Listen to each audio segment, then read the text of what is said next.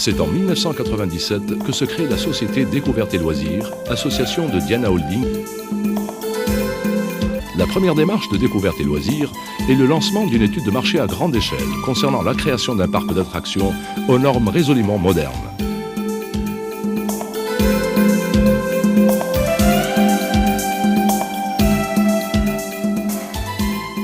Des consultants américains spécialistes de ce secteur, ayant notamment travaillé pour Disney, ont participé à la définition et à l'élaboration de ce projet.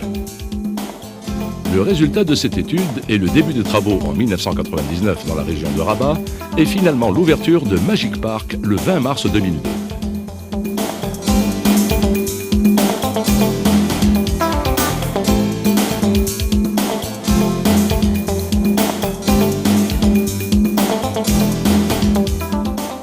Le rêve est devenu réalité avec l'ouverture de Magic Park.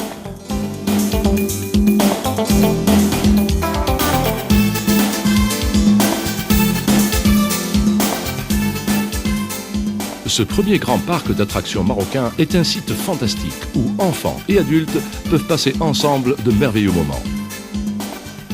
Vous y trouverez des manèges, un stand de tir, plus de 100 jeux vidéo d'adresse, un simulateur dernier cri, une aire de jeu gigantesque, des animations de toutes sortes, des goûters d'anniversaire inoubliables, de la barbe à papa, des pop-corn, toute la magie d'un vrai parc d'attractions. Le parc comprend 3 zones à thème. La zone junior, espace en plein air, avec les manèges pour les enfants de 3 à 12 ans.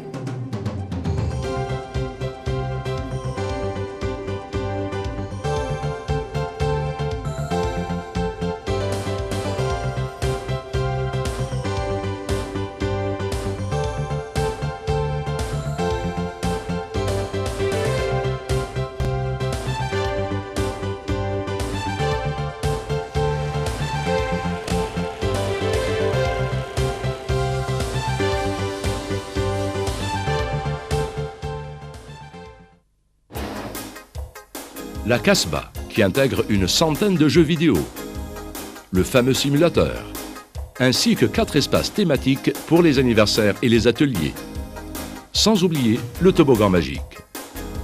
C'est également là que l'on trouve les différents espaces de restauration.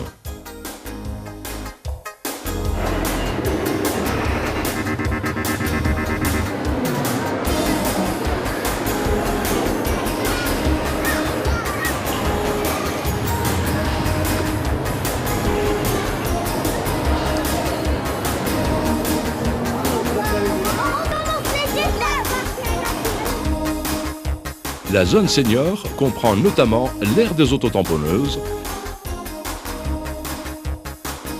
le stand de tir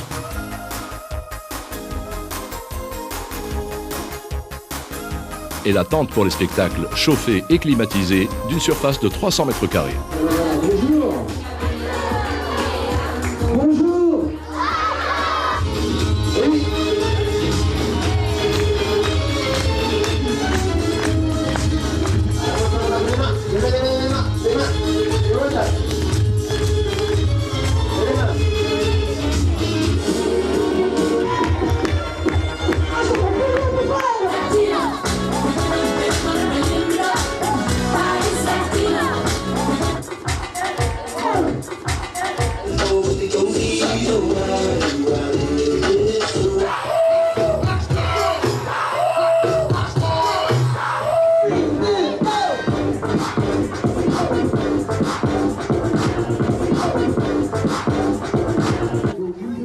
Au terme d'une ouverture réussie et pour accroître encore plus le niveau de prestation, Magic Park a lancé une enquête auprès du public afin d'en connaître les réactions.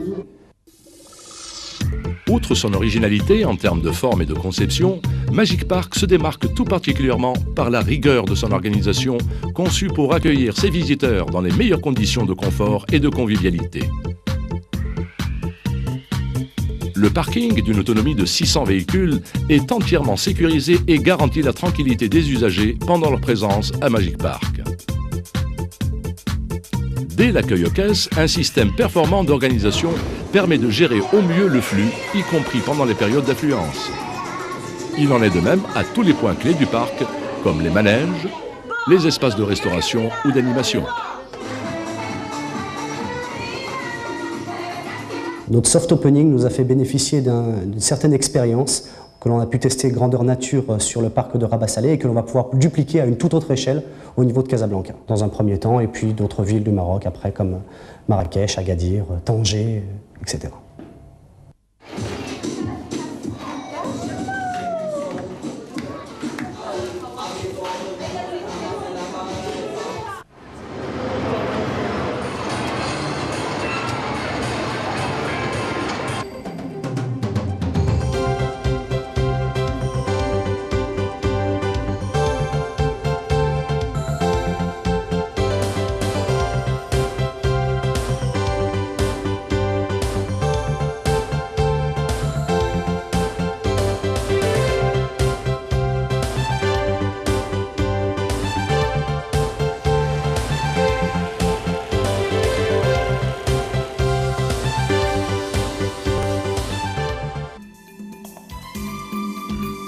La sécurité est un autre des axes fondamentaux sur lesquels a été conçu le parc. Ainsi, un contingent de 13 agents, dont 4 maîtres chiens, garantissent la sécurité du lieu et des personnes de jour comme de nuit.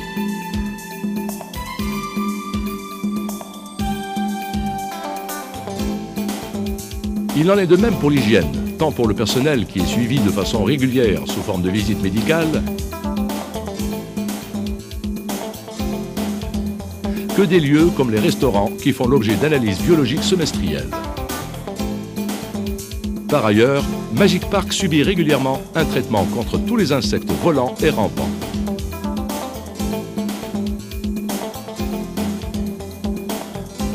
Bien sûr, la pérennité du parc passe par une maintenance et un entretien très stricts. Aussi, une équipe dédiée est apte à prendre en charge et à faire face à tous les types de travaux pouvant s'avérer nécessaires dans le parc. Au niveau de cette qualité, cette sécurité, il y a derrière cela beaucoup de travail qui a été fait avant l'ouverture. Nous avons eu 2 à 3 mois de formation avec une équipe de 130 personnes. Donc chaque département aussi avec ses responsables a été formé journalièrement pendant 2 mois. Donc 2 heures de théorie le matin par rapport à un guide spécifique que nous avons reçu avec 4 mots-clés: sécurité, hygiène, spectacle, efficacité. Donc 2 heures de théorie le matin et 3 heures de pratique l'après-midi sur le terrain.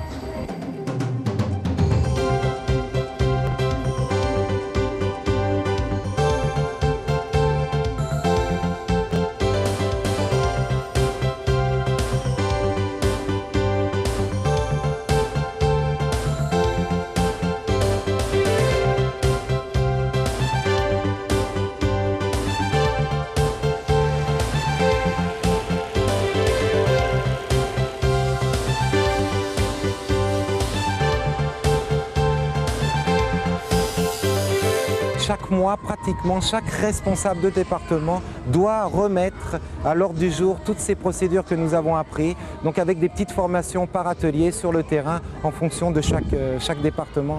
Et très important, donc on a aussi accentué beaucoup sur la sécurité au niveau des manèges, la maintenance à l'ouverture et à la fermeture.